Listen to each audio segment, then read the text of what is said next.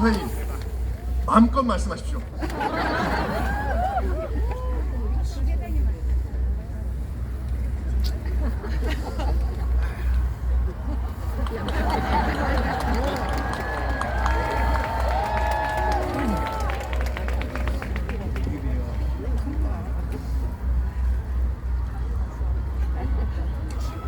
I am 크리스찬 전한길입니다.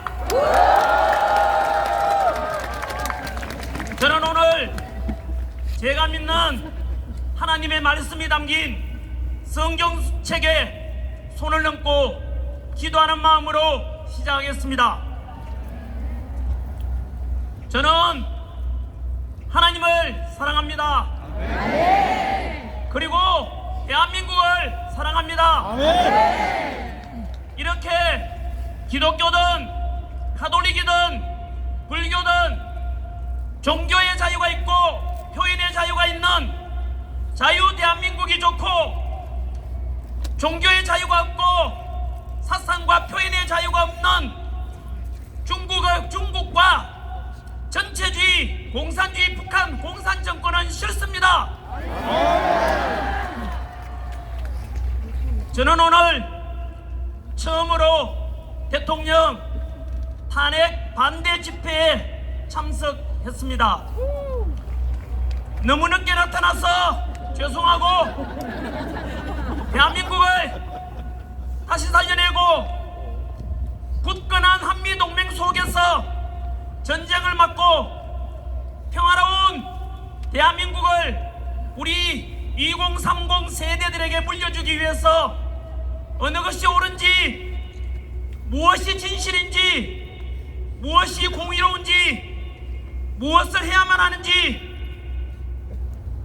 먼저 깨닫고 진작부터 집회에 참석해서 목이 터져라, 탄핵을 반대한다, 탄핵을 반대한다 외쳤던 깨어있는 우리 모든 시민 여러분께 늦게 합류해서 죄송하다는 말씀과 함께 먼저 나와서 싸워주신 것에 대해서 대단히 감사하다는 말씀을 드립니다.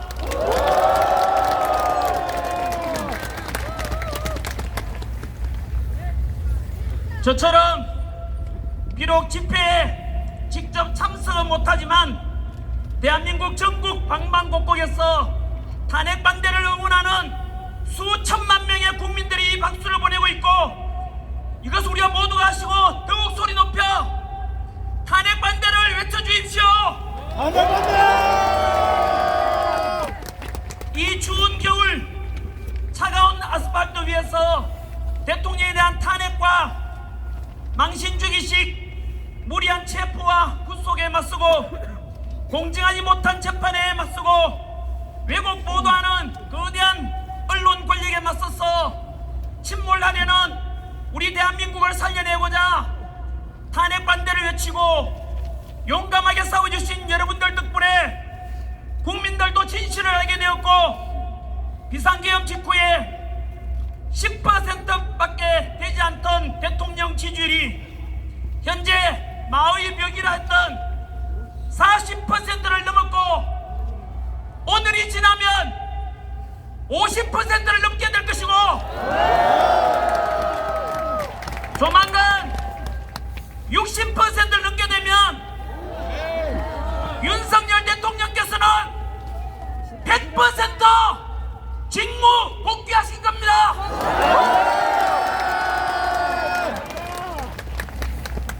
헌법재판소 이미선 재판관께서 말씀하셨습니다. 현재는 여당과 야당을 떠나 오직 국민만 바라보고 간다라고 말씀하셨습니다. 이 말이 무슨 뜻인지 아십니까? 대통령의 지지율이 올라가고 직무 복귀를 바라는 국민이 많아진다면 기꺼이 탄핵 기각 심판을 하겠다는 것 아니겠습니까?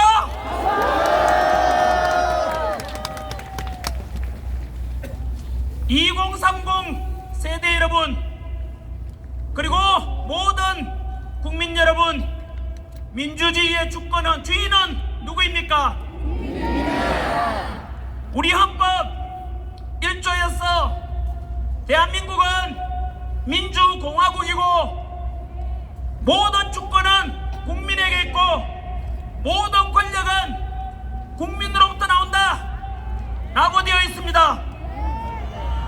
입법부, 행정부, 사법부, 그리고 헌법재판소, 그 위에 누가 있겠습니까?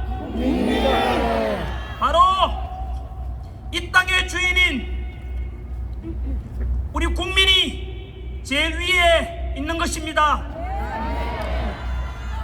오늘 우리 이 탄핵 반대 집회 역시 대한민국의 주인으로서 부당한 권력과 부당한 공격과 절차적 정의를 상실한 권력에 맞서고 왜곡 편파 보도 언론에 맞서서 떳떳하게 우리 주권을 되찾고 대통령을 직무 복귀시켜서 보다 더 강력한 대한민국, 보다 더 살기 좋은 우리 대한민국을 함께 만들어가야 되지 않겠습니까?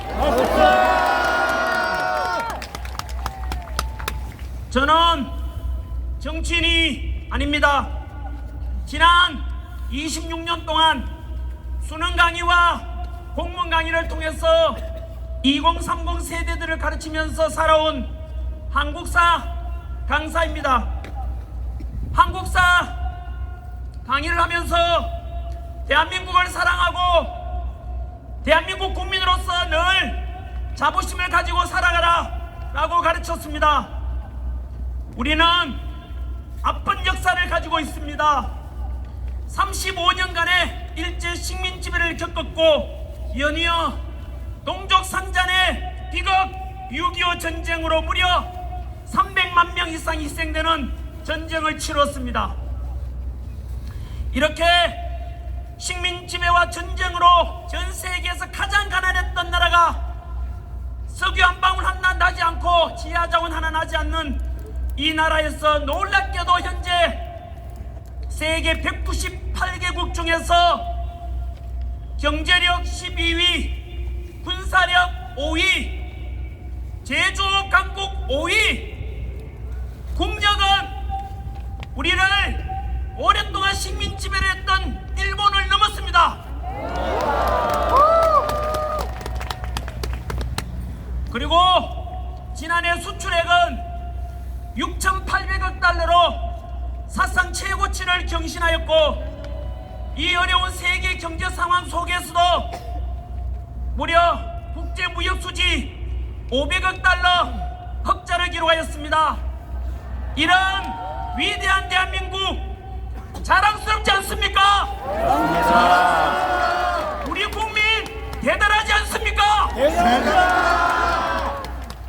이렇게 세계 최빈국에서 국력 6위에 오를 수 있던 것은 바로 당신께서는 못 먹고 못 입고 못 누리고 오직 국가와 가정과 자식 세대들 먹고 살게 하려고 불철주야 희생하고 헌신하신 우리 부모 세대의 땀과 노력 덕분 아니겠습니까? 맞습니다. 이제 늙어서 주름은 깊어지고 기력은 약해졌지만 우리는 우리를 위해서 헌신하신 우리 부모 세대, 할아버지 할머니 세대 감사함을 잊어서는 안 될 것입니다. 맞습니다. 저희 아버지, 어머니 역시 일평생 동안 가난 속에서 농사 짓고 오직 자식 위해서 고생만 하시다가 저희 아버지께서는 홍화 한 번 하지 못해보시고 이미 하늘나라에 가셨고 시골에는 저희 어머니 홀로 계십니다. 우리 2030 세대 여러분, 그리고 저와 같은 4050 세대 여러분 모두 같은 마음으로 우리 자식들 위해서 헌신하신 우리 지금의 대한민국을 이만큼 먹고 살게 만들어주신 우리 부모 세대분들 그리고 할아버지 할머니 세대분들에게 감사의 뜻으로 박수를 한번 크게 올려주십시오. 감사합니다. 그리고 아버지 어머니께서 살아계신다면 목숨을 다해 효도하십시오. 그리고 지금까지 한 손에는 태극기 들고 한 손에는 성조기 들고 오직 대한민국과 든든한 한미동맹을 위해서 애써주셨던 우리 어르신분들께 사실은 저도 좀 삐딱하게 봐왔던 것에 대해서 사과드리고 용서를 구합니다. 어르신들의 행동이 실천이 옳았습니다. 우리 실천해 주시고 오직 애국의 마음으로 직접 현장에 나와주시고 목소리 내주신 어르신들 덕분에 지금 우리가 있으니 이제 오늘 또 지금은 다행히도 둘러보시면은 이제는 2030 세대분들이 더 많습니다.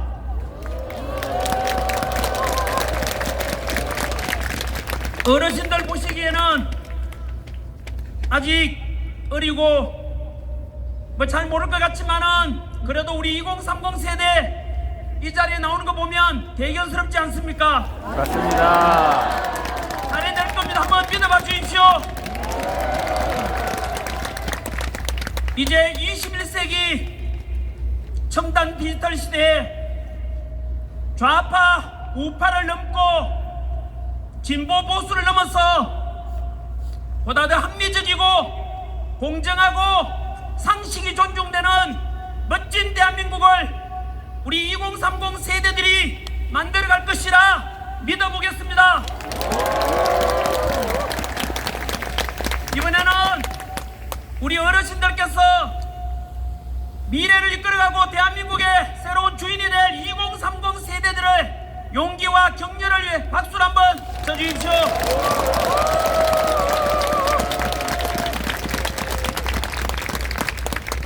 바로 이겁니다. 이번 비상계엄을 계기로 국민들이 깨어나고 정치가 얼마나 우리 생활에 모든 곳에 중요한 영향을 미치며 민주주의가 얼마나 중요한 것인지 깨닫게 되어 이제 앞으로는 좌우의 갈등을 넘고 지역 갈등을 넘고 세대 간 갈등을 넘고 남녀 간의 갈등을 넘고 노사 간의 갈등을 넘어 우리 모든 대한민국 국민들은 하나가 되어야 합니다. 나아가 남북 평화 통일을 이루고 한반도 한민족 모두가 하나 되어 서로 통합하고 서로 존중하고 보다 더 풍요롭고 행복한 21세기 선진 통일 대한민국을 만들어가야 되지 않겠습니까?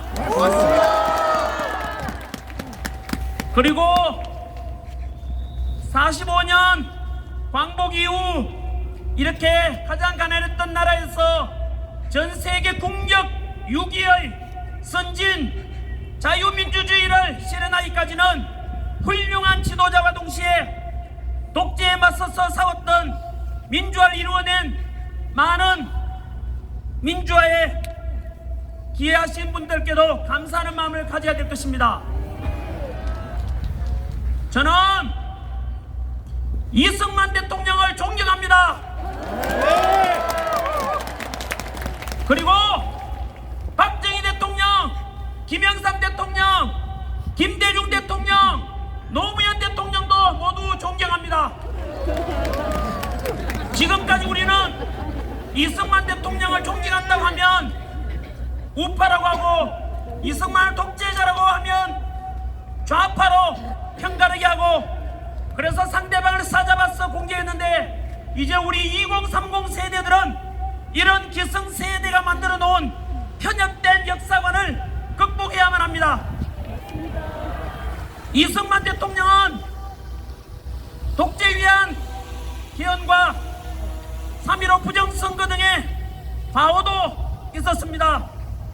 하지만 광복과 6.25 전쟁의 그 혼란 속에서 농지개혁을 통해서 소작농들에게 땅을 가질 수 있도록 해주셨고, 북한 공산당을 막아내고 한미 상호방위조약을 통해 주한미군의 주둔 약속을 받은 덕분에 튼튼한 안보의 토대를 위해서 우리는 지난 70여 년간 전쟁 없는 나라에 살 수 있었던 것입니다. 맞습니다. 이렇게 역사는 시대 정신에 입각해서 공, 과를 균형되게 볼 수 있는 안목이 필요한 것입니다.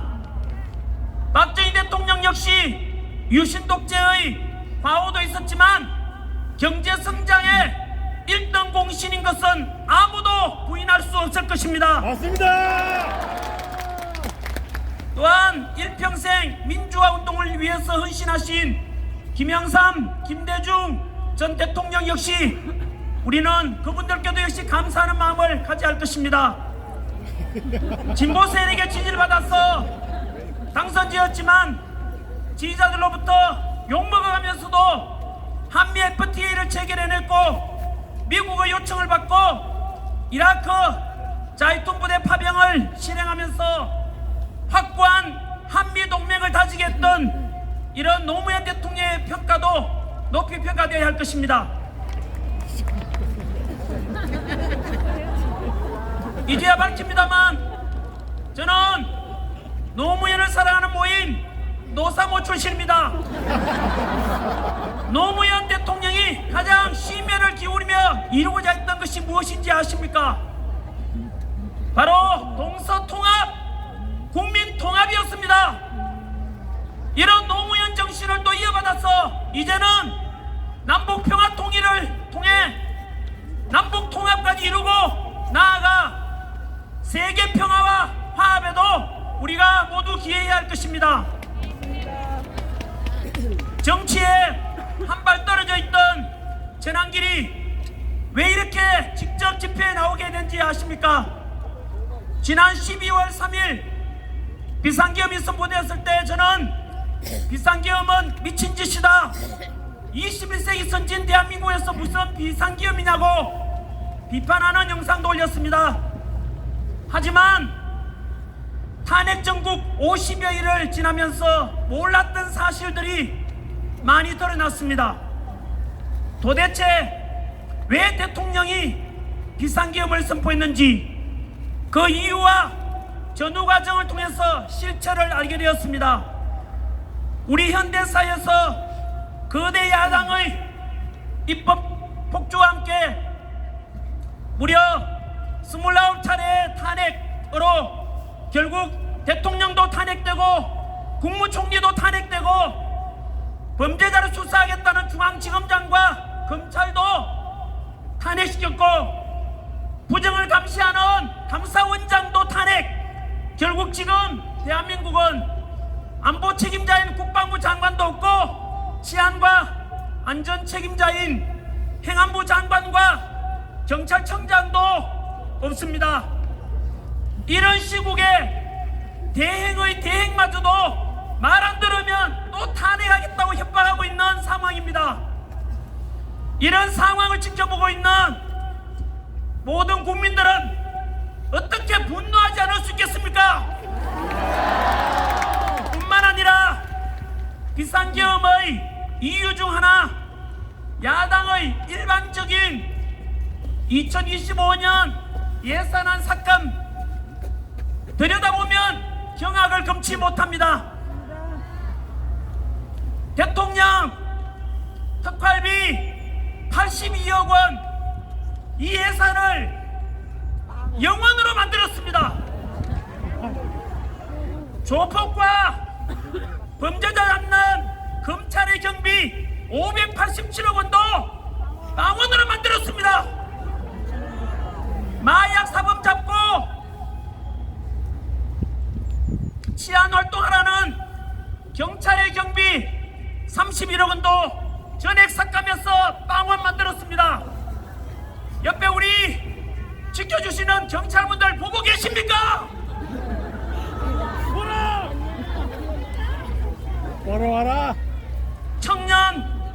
경찰의 지원과 육성 예산 15억 원마저도 삭감하고, 더 충격적인 것은 요즘 병장 급여 인상으로 상대적으로 직업군인 사기가 너무 바닥인데, 그래서 편성한 초급 간부의 처우 개선 예산 141억 원도 삭감했습니다. 이런 것을 보면서 과연 야당은 예산 삭감한 이유가 진정으로 국민을 위한 것이 맞습니까? 아니, 이렇게 대통령 정비 82억 원 전액을 삭감해서 망원으로 만들어버린다는 것은, 가정으로 치면 돈 하나도 안 주고 집안 살림 살아라, 그것도 살기 싫으면 그냥 집 나가라는 것과 무엇이 다르겠습니까?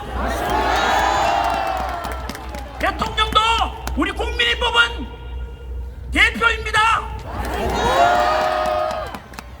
이런 상황을 지켜보면서 국민들은 이들이 과연 진짜 국민을 위한 정치를 하고 있는지 그 실체를 알아버린 것이고, 이런 속에서 진행된 탄핵 정국 속에서 편파 보도, 왜곡 보도의 극단을 보면서 기존 언론에 대한 신뢰가 완전히 무너졌고, 덕도 보도 못한 우리법 연구회, 국제인권법위원회, 국제인권법연구회라고 하는 사법부내에 정치적으로 편향된 재판을 일삼는 판사들도 알게 되었습니다.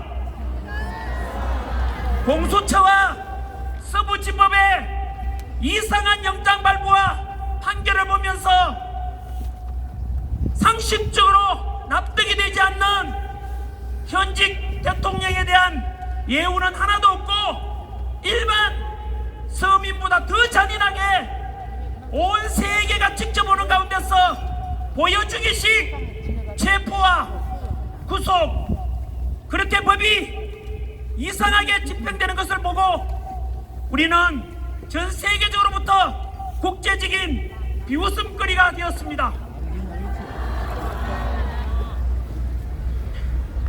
이들의 행태를 통해서 다시 한 번 더 그들의 본질도 알게 되었습니다.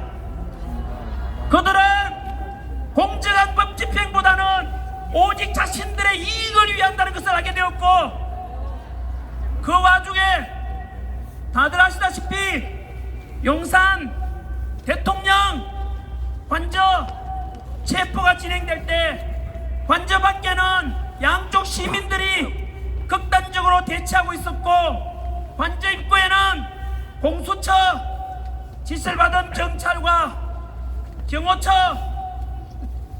함께 무력 충돌 직전까지 대치하던 때 절대로 우리 국민을 다치게 할 수는 없다. 경찰도 경호처도 모두 우리 소중한 우리 국민인데 차라리 내가 잡혀가겠다, 이렇게 윤석열 대통령께서는 본인 스스로 희생을 선택했습니다. 저는 그때서야 진정으로 누가 대한민국을 사랑하는 사람인지, 누가 더 국민을 진정으로 사랑하고 있는지, 누가 더 스스로 더 희생하려고 하는지 정확히 진실을 알게 되었습니다. 대통령께서 우리를 사랑한다면 우리 역시 사랑으로, 대통령에 대한 사랑으로 보답해야 되지 않겠습니까? 맞습니다.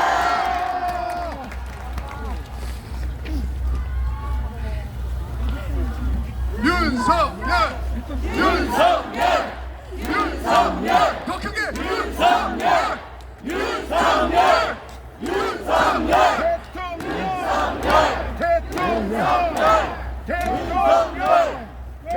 우리 갇혀 계신 윤석열 대한민국 대통령님을 사랑하고 응원하는 목소리 들리십니까?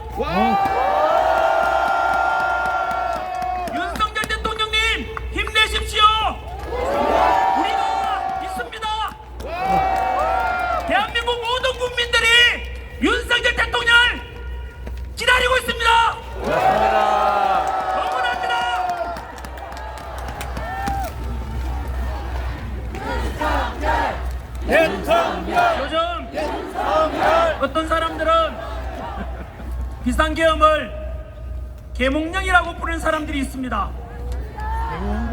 비상계엄과 대통령 탄핵 후 야당에서는 내란이라고 하고 대통령께서는 그에 맞서 입법 독주와 행정부를 마비시키고 29회의 탄핵과 일방적인 예산 삭감, 이러한 국회의 폐악질을 국민에게 호소하고자 선포한 합법적인 계엄이라고 맞서고 있습니다. 맞습니다. 그런데 저는 법적으로는 전문가가 아니어서 자세히는 모르겠지만 상식선에서 한번 생각해보면 역사적으로 왕이 통치하던 시대도 그렇고 현대사에 와서 대통령이 통치하는 시대에서도 대통령이 내란을 일으켰다, 그런 역사는 사례가 없습니다.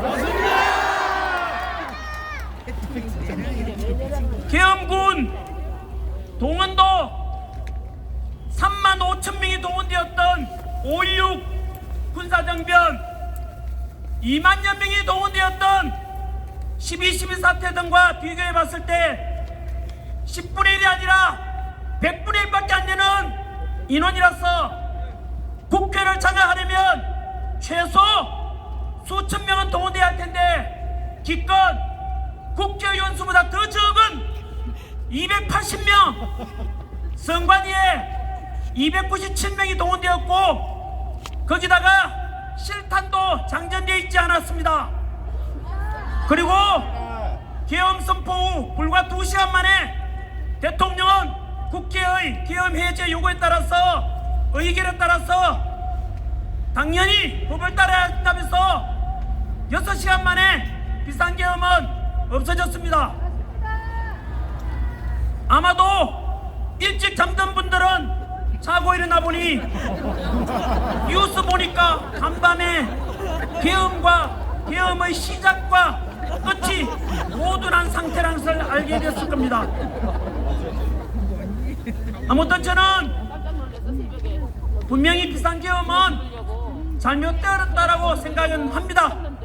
하지만 재판을 끝내봐야 할 것이므로 많은 국민들이 계몽령이라 하기도 하는데 여러분들께서는 어떻게 생각하시는지 모르겠습니다. 저는 앞에 수많은 사례들을 통해서도 분명히 우리 국민들은 그동안 수면 밑에서 감추어졌던 엄밀하고 또 우리가 무시고 넘겼던 것들이 이번 비상계엄 계기로 다 모든 것이 드러나면서 우리는 실체를 보게 되었고 진실을 보게 되었고 그래서 국민들이 지금 다시 일어났고 이 속에서 비상계엄 그리고 탄핵에 대한 찬성 집회들은 지금 반대 집회보다 인원이 없지 않습니까? 국민 여러분, 탄핵 반대 목소리가 들리십니까? 국민들이 이제 깨어났다는 뜻입니다. 이러니까 계몽령이 저는 맞다고 생각합니다.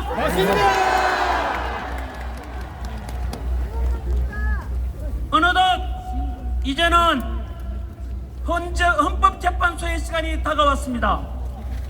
헌법재판소에 대해서 대한민국의 현재 가장 중대한 대통령 심판하는 기관이니까 모든 국민들은 헌재만 바라보고 있고 심판의 결과는 대한민국의 앞날에 너무나 큰 영향을 미칠 것입니다. 부디 헌재만큼은 공수처나 서부지방법처럼 정치적인 오해를 사지 않도록 오직 법과 양심에 따라서 올바른 판단해 주기를 모든 국민들이 바라보고 있고 그래서 다시 헌재의 권위를 되찾을 수 있기를 모두가 바라고 있습니다.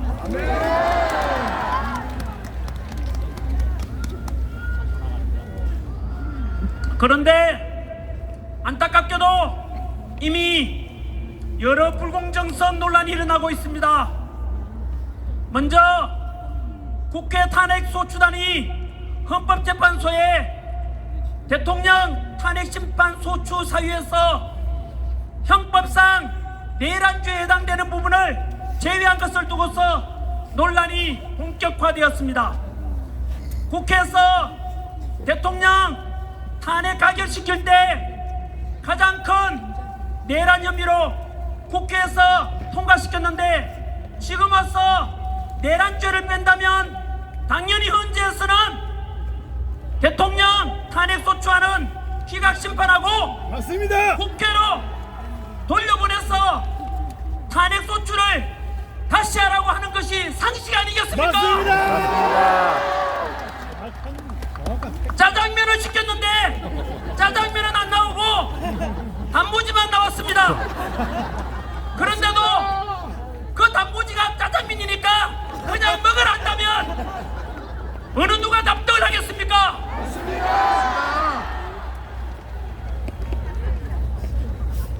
그러나 헌재에서는 또 아무 문제 없다고 하면서 현재 탄핵 심리가 진행되고 있습니다. 그리고 최근 헌재 재판관 중에서 문영배 재판관과 이재명 야당 대표와의 친분 의혹에 대해서도 역시 헌재는 개인적 관계로 심리에 영향이 없다라고 일축하였습니다. 정말로 이해가 되지 않고 납득이 되지 않습니다. 이러니까 절차적 정의와 공정성과 합리성을 강조하는